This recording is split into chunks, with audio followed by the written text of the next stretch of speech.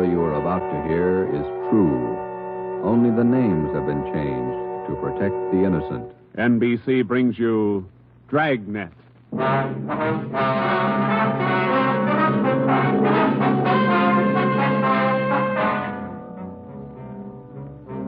You're a detective sergeant. You're assigned to robbery detail. A ruthless fiend roams the streets of your city masquerading as a police officer. For months, helpless citizens have been robbed, beaten senseless, and kidnapped. The criminal is a twisted genius, vicious, cunning. Your job is to get him. Dragnet, the documented drama of an actual crime, investigated and solved by the men who unrelentingly stand watch on the security of your home, your family, and your life. For the next 30 minutes, in cooperation with the Los Angeles Police Department, you will travel step by step on the side of the law through an actual case from official police files, from beginning to end, from crime to punishment. Dragnet is the story of your police force in action. It was Wednesday, June 4th. It was warm in Los Angeles. We were working the night watch out of robbery detail. My partner's Ben Romero. The boss is Ed Backstrand, chief of detectives. My name's Friday. I was on my way back from communications, and it was 11:13 p.m. when I got to room 27A. Robbery detail. Oh, hi, Joe. Hi, Ben. Did you get that message to call home? Yeah, bad news. What's the matter? That doggone kid of mine, chicken pox. Oh, again? Last year it was the mumps. Year before that, the measles. Every time I get set for a vacation, he decides to catch something. Oh, forget it, Ben. Think what a comfort he's going to be in your old age. Go ahead, laugh. You'll find out. Yeah. How are you, Friday? Romero? Fine. What can we do for you? You don't look like you remember me. Oh, no, wait a minute. Name's Savage, isn't it? George? Johnny, Sergeant. Johnny Savage. You remember now? Oh, sure. Those liquor store robberies out in the Wilshire district. About 6-7 years ago, wasn't it? 10 years, Romero. You ought to remember that. You were at the trial. We testify in court every week. 10 years is a long time. It's longer in the state pen. It's a lot longer. Yeah, you cried a little at that trial, didn't you, Savage? You said we beat that confession out of you. Yeah, that's why I figured I'd drop in for a little visit. Kind of apologize to you fellas. You gave me a square deal. I guess I kind of lost my head. I figured I'd apologize. Oh, that's all right, Savage. When'd you get out? A couple of weeks ago. I did it the hard way. Served 10 flat. I don't know my day. You find a job yet? Yeah, Friday. I'm working nights. What kind of a job? Laborer in a warehouse, south end of town. Good. You decided to level? 10 years in prison's a long time. You learn a lot of things. Nights are long. You think a lot. You get things straightened out. I hope you mean that. Sure, I mean it, Friday. I've got everything straightened out. I know who my friends are, and I know who to watch out for. You sound like maybe you're on the right track. I got it figured, Romero. Unlike you two fellas, you caught me red-handed, and you sent me up for 10 years. Well, you did all right, Savage. 5 armed robberies. You got off pretty easy. You got a break, Savage. Make the best of it. Sure, I'm not kicking. 10 years, a real break. That's right. Well, just dropped in for a little visit. Maybe I'll see you fellas sometime. All right, Savage? Keep your nose clean? Sure. No hard feelings. No. You just took 10 years of my life, that's all. There's no such thing as a man going through prison without changing. And Ben and I have seen him switch in both directions. Some men learn their lesson after they land behind bars, and when they're released, they turn into good citizens. Johnny Savage was sour. We made a mental note to check him out later on, and then we went down to the record bureau and pulled his coming out mug. That's about all that we had time for, because about an hour later, we started to get busy. Hot shot, Joe. Grab it. On the corner of Selma and Naples, the drugstore, 211, and probable attack. On the corner of Selma and Naples, 211. What you got, Joe? Selma and Naples, 211 on attack. Come on.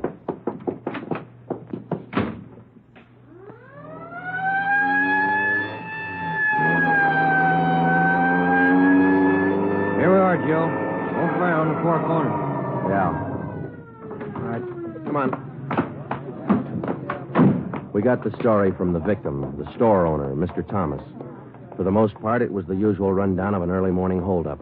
There was only one exception. Oh, I've had young hoodlums try to hold me up before, but there was nothing like this one. How you mean, Mr. Thomas? Well, he came in here just before closing, and ordinarily I'd have kept an eye out because that's the time to look for him.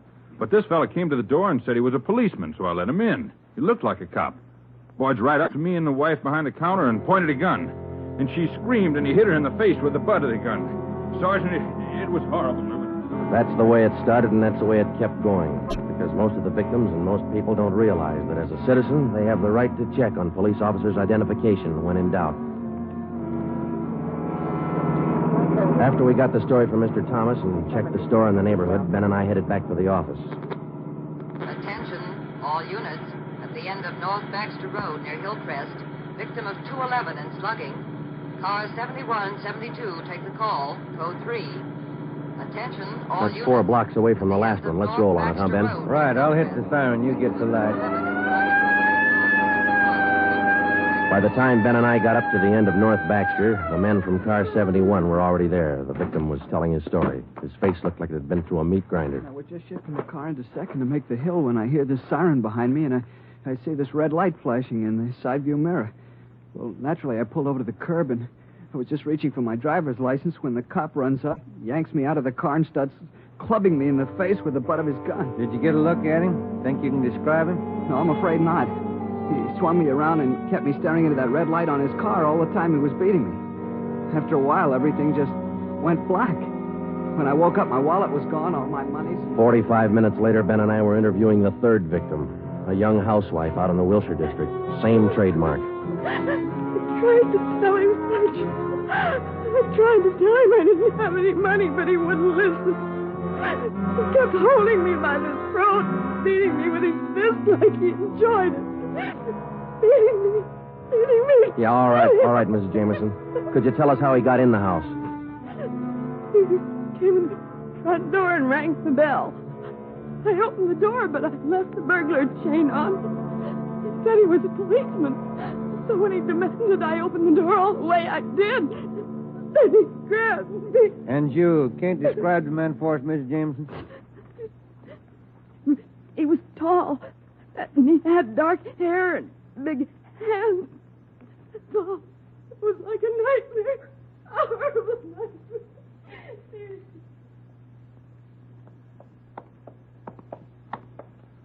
Tall, dark hair, big hands. Your guess the same as mine, Joe? Maybe. Let's wait and see. Come on, let's check with the boss. Hi, Mike. Hi. He's waiting for you. In there. Come on, Ben. Chief of Detective's office. Hannon. Sit down. Yeah, Skipper. All right, you two, let's have it. The guy with the red light? Yes, the guy with the red light posing as a policeman. Why hasn't he been picked up? You know as much about it as we do, Ed. We got our first call around midnight. He knocked over a drugstore out on Selma. He hasn't stopped working since. Didn't you get any definite lead on him? No description, no license number? Nothing. He's tall, big hands, dark hair, that's all. Fine. Either of you got any ideas? Could be anybody, Skipper, with that description. You're sure it wasn't anybody on the force? We sent all the victims down to personnel.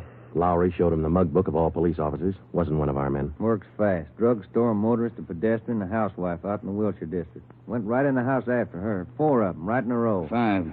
Huh? There's a 20-year-old kid in the next room. Came in just before you got here. A couple of hours ago, he was sitting in a car with this girl up in Mulholland Drive. This red light bandit comes along, slugs him, and kidnaps the girl. Kidnapped? She still missing? Not a trace. When did this happen? A couple of hours ago. They brought the kid over from Georgia Street Hospital. We can talk to him now. He's had a bad time. Right in here. Okay. Pete, we're going to have to ask you a few more questions. Oh, yeah. Okay. It feels a little better now. This is Sergeant Friday and Sergeant Romero. Hi, Pete. Hi. Can you tell us what time the trouble started? Oh, about 10:15, 10:30. Sally and I were sitting in the car talking about where we were going on our honeymoon. We're going to be married next month. And then this car pulls up behind us and starts flashing a red spotlight on us, and a guy runs over and pulls open the door. He said he was a cop. Did you get a good look at his car, Pete? I think it was a black sedan. Did you get a look at the man, Pete? No, I didn't. It was pretty dark, and he kept me staring into that red spotlight.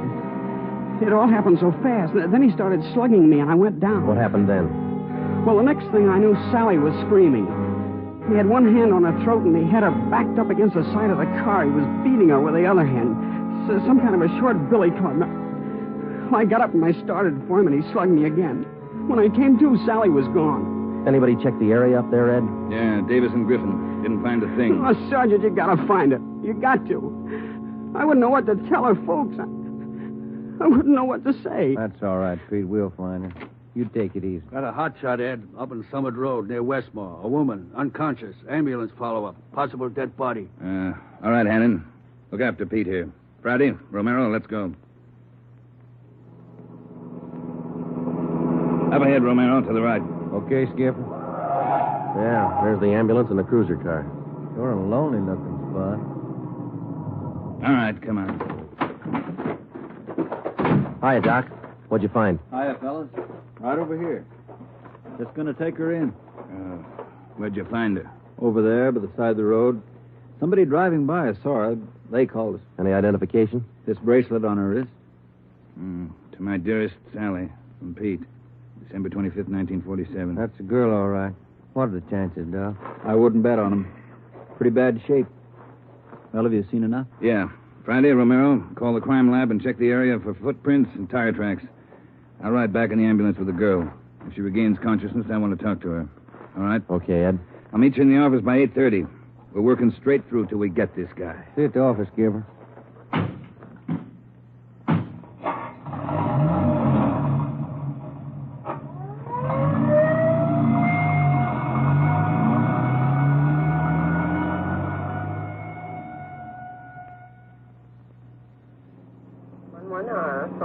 What time you got, Ben? 7 minutes to 4. Long night. Hey, that car up there ahead. Let's take a look at it, huh? Black sedan. Hey, look, he's flashing a red spot on that convertible. Come on.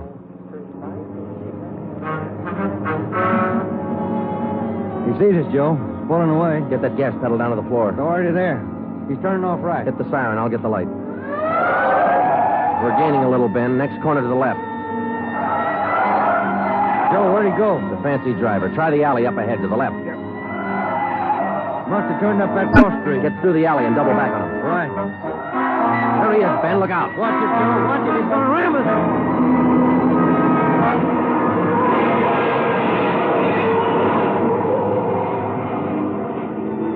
We got hit just in front of the rear bumper. Our car was forced into the curbing and it turned over. He was real lucky. He kept right on going.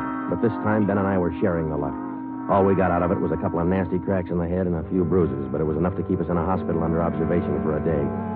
By this time, Ed Backstrand was fuming. So were the newspapers. During the day we spent in the hospital, the Red Light Bandit went on a real blitz.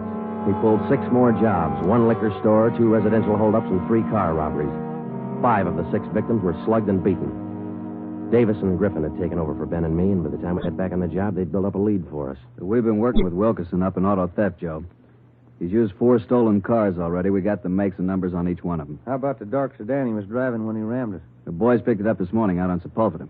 We're checking it for prints now. Oh, that's fine, Dave. You got any description on the guy yet? No luck there, Joe. He works too fast. Nothing at all? The same as you had. Tall, black hair, big hands. Loves to use them. Friday, Romero, got a minute? Okay, Skipper. Check you later, Hyundai. Sure thing, boys. Sit down. How do you feel? Pretty fair, Ed. Little stiff here and there. All right, did Davis fill you in? Up to date. Okay, I just called the doctor who's handling Sally Wilder, Pete's girlfriend. You remember? Oh, yeah. She's been in pretty bad shape since we found her up there on Summit Road. This morning she took a turn for the better. She's conscious, and her doctor thinks she might be able to talk to us a little bit. Good. When? About an hour. I cleared it with the doctor and with her family. You'll only be able to stay a couple of minutes, so make the most of them. That's all. All right, Ed. We'll check with you later. Say, Joe, Ben, here's some mail came for you fellas while you were gone. Oh, thank you, Mike. We're going over to the county hospital. We ought to be back in a couple hours. Okay. Say, there's been a couple of phone calls, too. Yeah, anything important? I don't think so. The guy just called to say hello. Said his name was Johnny Savage. He just called to say hello. I presume you men are aware of the girl's critical condition. Yeah, that's right, Dr. Froman. We saw her before she was taken here at the hospital. Yes. You understand, of course, that you'll be able to see her for only a few minutes, and please try your best not to excite her, huh? Right, Doctor. Sally isn't able to talk. Bad mouth and face injuries, so your questions will have to be answered simply yes or no and nod of the head. Okay, we got you. We only have a few questions, and we want to know if she can identify the man who beat her from these pictures we've got here. All right, Sergeant. This way, please. Thank you.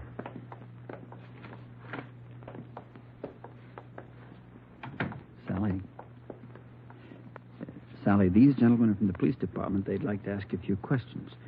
Now, there's no need to be nervous or afraid. Just simply nod your head yes or no. Now, that's fine. All right, Sergeant. Sally, did you see the man who attacked you? Yes. She says yes. Did you get a good look at his face? You did. All right, Sally, now you can answer these three together. Just yes or no. Was he tall? Did he have dark hair? Did he have large hands? He did. Ben. Yeah, Jim. Hand me the folder. Oh, yeah. Here you are. Thanks. Now, there's just one more thing, Sally. I'm going to show you some pictures. Now, take all the time you want before you make up your mind about each one. If you recognize any one of these men as the person who attacked you, just nod your head, all right? Oh, that's fine. Now, good. Here's the first one. No? All right. Here's the next one. No. How about this one? No? All right. Here's another. Do you recognize him? This was the man? Are you sure, Sally? Thank you. That's all. Let's go. Did you find what you wanted, Sergeant? Yes, Doctor, we did. Here, it's this one. Nice-looking chap. Who is he, Sergeant? His name's Savage, Dr. Froman. Johnny Savage. When we got back to the office, we checked in with Ed Backstrand. In 5 minutes, an all-points bulletin and a full description of the suspect was broadcast to every radio car, every motorcycle officer, to every sheriff and law enforcement agency in Los Angeles and Southern California. By nightfall, the manhunt was on. More than a dozen extra patrol units were called in for duty that night, and when they pulled out of the police garage, the name, the picture, and the full description of Johnny Savage was in the possession of every officer. The same for the patrolmen, whether they walked a beat downtown or out in the residential areas. The picture of Johnny Savage went with them. Everything was done that could be done. On the second night of the manhunt, far out on the edge of town, Johnny Savage, the red light bandit, got his 12th victim, a 63-year-old storekeeper. Attention, all units. 939 Markham Street, near Clark. 211 and slugging, code 3. Ambulance dispatched. All units. 939 Markham Street, near Clark.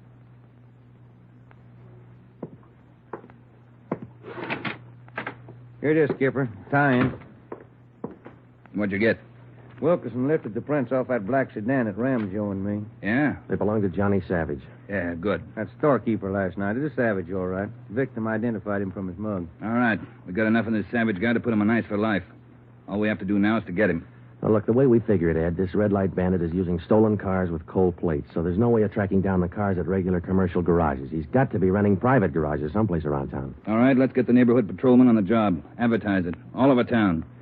It's a city ordinance, isn't it? People who rent private garages are bound by law to register the car and license number with the police.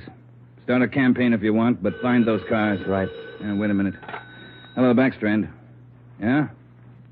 When? I see. Yeah, thanks.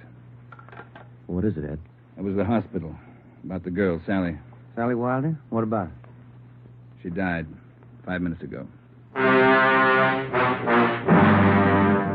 That night, everybody went back on the job as usual. The cruiser cars, the patrolmen, the motorcycle officers, and about a dozen decoy cars. Armed policewomen riding alone in cars or parked in lonely spots with a police officer escort. Our car, 80K, was still in the garage for repairs, so they assigned us another one. And we started to make the rounds. Everything was usual. Except one thing. We weren't tracking down just a thief anymore or a sadist who liked to put people's faces in. We were out to get a murderer.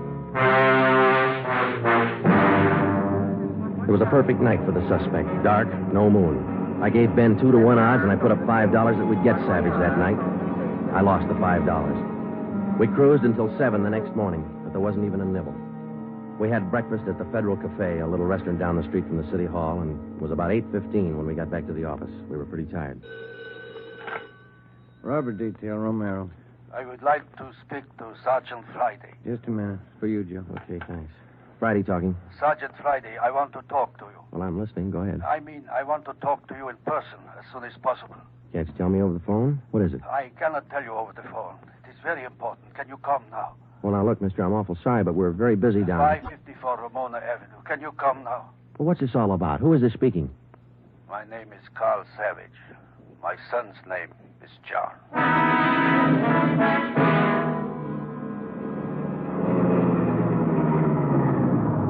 Here it is, Joe. Neat-looking little place. Yeah.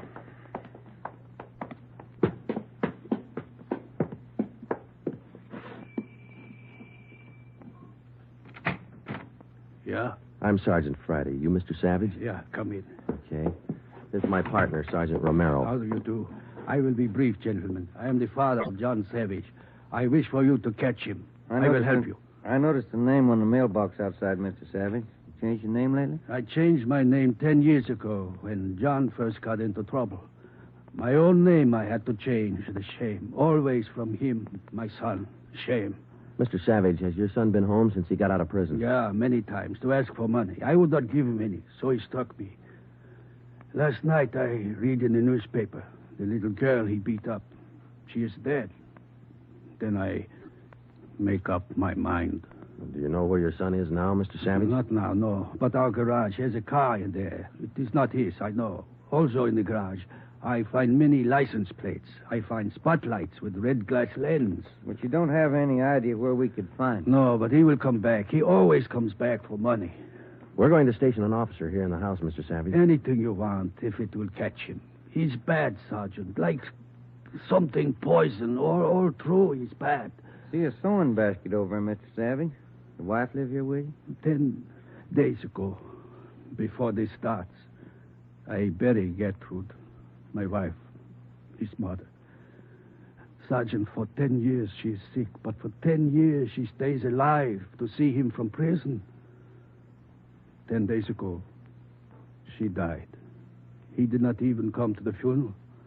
Did your son have any idea that you might call us? No, I don't think so. But when you catch him, give me a gun. With my own 2 hands, I will kill him. Johnny Savage. Before we left, we called Ed Backstrand and we brought him up to date. He sent 3 detectives out to relieve us, Davis, Griffin, and Marsh. We told them to keep an eye on the house and the stolen car in the garage. That night after dinner, Ed Backstrand, Ben, and I went out and relieved them. We parked the cruiser car in the garage next door, and then we took up our posts. Carl Savage had a light supper, and then he went to bed about 9. The 3 of us sat at the front windows in the darkened house, and we waited. Ben kept his eye on the garage. Outside, across the city, the manhunt continued as usual. 3 hours went by. The waiting got monotonous. Brandy, Romero, look alive, will you? Oh, yes, Skipper. I'm sorry. That clock's enough to put anybody to sleep. What time you got? 12:23 a.m. Thanks. The clock kept ticking. We were tired. We took turns keeping each other awake. At 10 minutes past 2, I looked at my watch, and then I settled back and tried to find some kind of a comfortable position. They started so faintly, it was just like the ticking of the clock. Same rhythm. And then they came closer, and the sounds got out of rhythm. Backstrand's head came up with a snap. Brandy, Romero, you hear that? Yeah, Ed. Get up to the window once the curtains. You see anything? Yeah, somebody's coming. Savage? Can't tell. Wait a minute, he's slowing down. He's going up the driveway to the garage. He's going inside. That's him. Come on. Watch it, he spotted us. He went over that fence into the yard. There he is, Friday. You hit him, Joe? Maybe. He's going for the street. He's headed for that car, Ed, that sedan up on the corner there. Yeah, Romero, go back and get the car. Right, Skipper.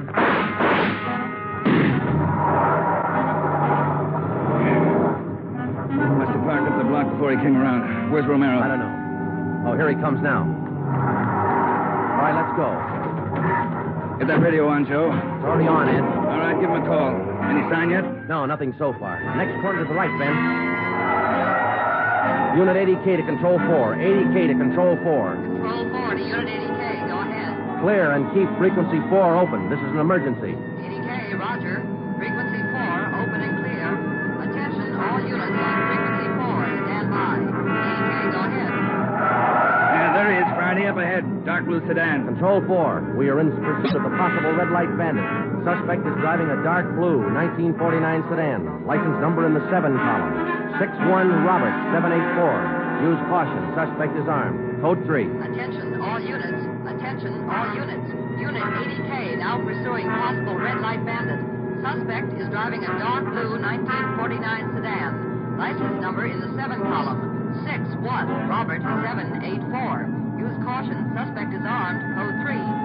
Your location, 80K. Control 4, we are headed east on Wilshire Boulevard, crossing La Brea. Attention, all units. Suspect is headed east on Wilshire Boulevard, crossing La Brea. Watch it, Romero. Don't lose him. I see him, Skipper. Control 4, still pursuing Red Light Bandit. Headed east on Wilshire, now crossing Rossmore. Attention, all units. Suspect is still headed east on Wilshire, now crossing Rossmore. Suspect is armed. Use caution. Code 3. That truck pulling out up ahead. Hit the siren, will you, Skipper? Yeah. Hold on, it's a tight squeeze. Leaning on, Romero. A lot of traffic up ahead. He's got to slow down. Control 4, suspect headed east on Wilshire, crossing Western Avenue, closing in. There he goes. Took a right down Sherman Alley. The dead end. Yeah. Control 4, suspect turns south into Sherman Alley, closing in on suspect. Attention, all units. Suspect has turned south into Sherman Alley. Suspect is trapped. Converge on Sherman Alley. There he is, Skipper. Pulling up ahead. He's jumping out. All right, take the mic, will you, Ed? Here. Come on, Ben. I'll direct the other cars in. If you need help, holler. Right, Skipper. All right, which way to go, Ben? Down between those buildings. Come on. He's starting up the back fire escape. All right, keep him busy. All right, Savage, come on down. He wants to go the rough way. One more chance, Savage. Come on down. No use, Joe. He's heading up for the roof. Come on. He climbs like a monkey. Come on, let's get him. Yeah, right. Here, I'll give you a hand. Here's the roof. All right, where'd he go? I don't know. Let's spread out. All right, Savage, you're through. Throw your gun out. Come out with your hands up. Watch it, Joe. He's running for the edge. He's going to jump. I'll get him. All right, up, guy back here. You lousy copper, you dirty, lousy cop. I'll kill you out. You're through, Savage. You're through.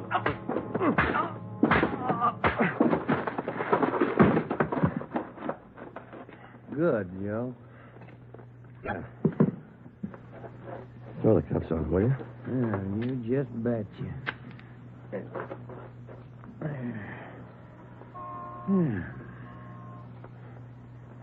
You want to smoke?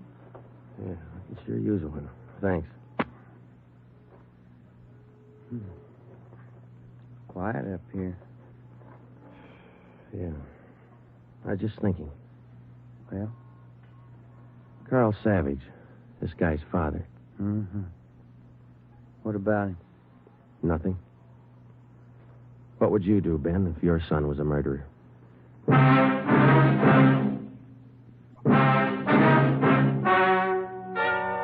The story you have just heard is true. Only the names were changed to protect the innocent. John Savage was tried and convicted of murder in the first degree. He was executed in the lethal gas chamber at the state penitentiary.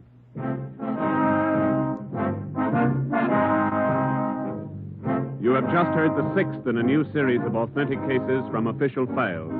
Technical advice for Dragnet is furnished by the Los Angeles Police Department.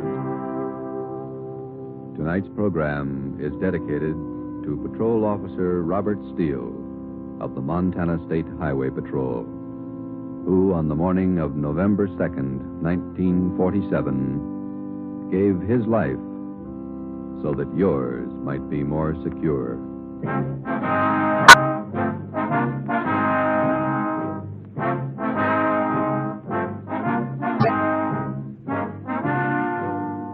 Dragnet came to you from Los Angeles.